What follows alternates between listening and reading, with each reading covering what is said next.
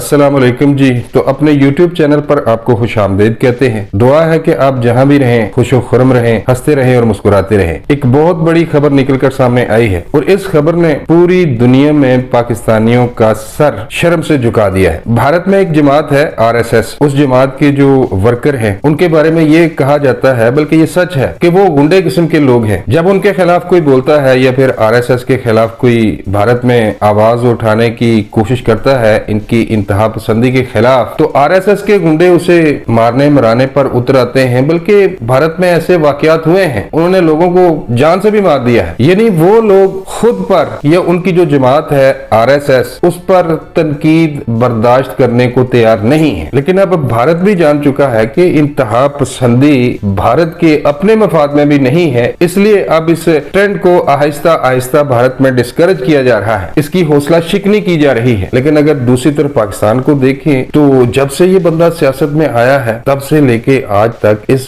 बंदे ने पाकिस्तान की मैशत को तो तबाह बर्बाद किया। सबसे बड़ा इसका गुनाह ये है, सबसे बड़ा इसने जो जुर्म किया वो ये है कि इसने पाकिस्तान की जो नौजवान नस्ल है उसकी अखलाकियात को तबाह बर्बाद करके रख दिया है। आप किसी यूती से बहस करके देखें, जब उसके पास कोई जवाब नहीं होगा तो वो मारने मराने पर गंदी गालियां देगा आपको। अगर आप किसी दूसरी सियासी जमात की हक में बोलते हैं किसी यूथी या अमरांडो के सामने, तो वो सरेआम जब उसके पास जवाब नहीं होगा तो वो गालियां देगा। तो ये माहौल बना दिया है खान साहब ने पिछले कुछ 10-12 सालों में कि हमारे नौजवानों की अखलाकियात को तबाह बर्बाद करके रख दिया है। चंद दिन पहले आपको याद होगा कि एक CNN की खातून न्यूज एंकर थी, खातून सहाफी, उन्होंने इमरान खान का इंटरव्यू किया कि खान साहब आप पर हमला हुआ है, आपने इल्जामात लगाए हैं इंटीरियर मिनिस्टर पे, ISI पे आपने इल्जाम लगाए हैं, वज़ीर-ए-आज़म पे इल्जामात लगाए हैं, आपके पास इन इल्जामात का कोई सबूत भी है? ये सवाल करना था तो खान साहब उसके मुंह की तरफ देखना शुरू हो गए। खान साहब समझ रहे थे कि सामने पता नहीं कोई साबर शाकर बैठा होगा और वो मेरी मर्जी के सवाल पूछेगा, तो उसकी मुंह की तरफ देखना शुरू कर दिया कि नहीं जी वो ये हुआ वो हुआ।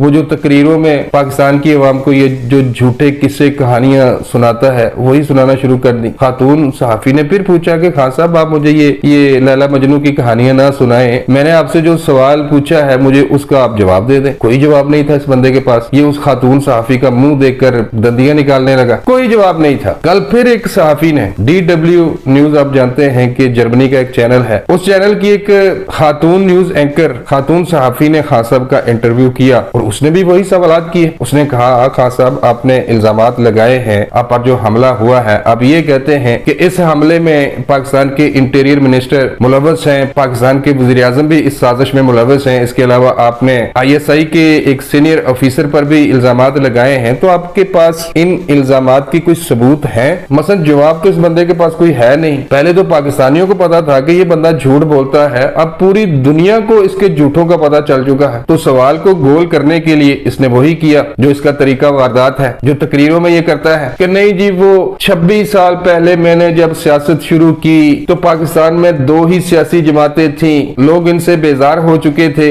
ये पाकिस्तान का पैसा लूट लूट कर बाहर ले जा रहे थे, फिर मैंने आवाम में शऊर पैदा किया। ये शऊर पैदा किया है इसने, यूथिया एक नस्ल बना दी है, एक वक्री नस्ल बना दी है पाकिस्तान में, तो मैंने पाकिस्तानियों को शऊर दिया। खातून सहाफी ने टोका कि खान साहब मुझे आप कहानियां ना सुनाए, जो मैंने सवाल आपसे पूछा है उसका जवाब मुझे दे दें। उसने कहा कि मैं कोई साबर शाकर या समी इब्राहिम जैसी सहाफी नहीं हूँ, ये हमारा प्रोफेशन है, हमने आपसे सवाल किए हैं, हमें उसके जवाब चाहिए। तो जवाब कोई भी नहीं था। एक दफा फिर ये दंदियां निकालने लगा, यानी कि एक खातून सहाफी ने इसकी औकात पूरी दुनिया को दिखा दी कि ये सब झूठ बोल रहा है। इसके बाद इससे भी खतरनाक सीन बना। उस खातून सहाफी ने आई थिंक उसका नाम है मलिसा चिन, उसने खान साहब का जो इंटरव्यू लिया था उस हवाले से एक पोस्ट शेयर कर दी उसने सोशल मीडिया पे। पोस्ट शेयर करना था कि नीचे यूथिये शुरू हो गए। इमरांडुओं ने उस खातून सहाफी को जान से मारने की धमकियां दी, उसको गंदी गालियां दी, ज्यादती की धमकियां दी। मजबूरन उस बीबी को कमेंट सेक्शन को बंद करना पड़ा। किसी ने सवाल पूछ लिया कि मोहतरमा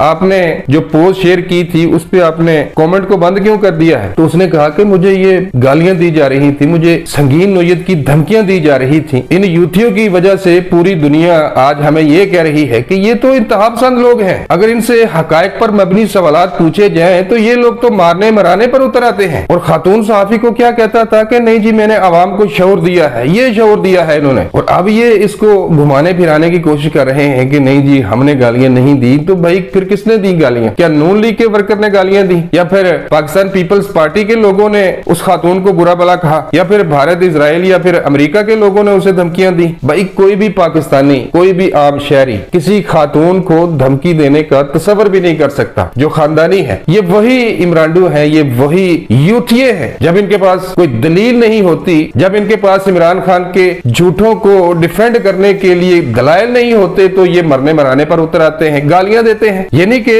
इस भगोड़े ने 18 से 20 साल का जो पाकिस्तान का नौजवान है उसका ब्रेन वॉश कर दिया है, उसको अंधा कर दिया है। इंतहाई अफसोसनाक खबर है और रियासत को सोचना चाहिए कि अगर इस बंदे को ना रोका गया, इस बंदे ने पाकिस्तान की जो नौजवान नस्ल है उसको तबाह बर्बाद कर दिया है। अगर इदारों ने, खासतौर पर अदलिया ने अगर इसे लगाम ना डाली, तो भाई फिर इस मुल्क का और इस मुल्क की जो नौजवान नस्ल है उसका अल्लाह ही हाफिज है। अब तक के लिए बस इतना ही, मिलता हूँ किसी नई वीडियो में। अल्लाह निगहबान।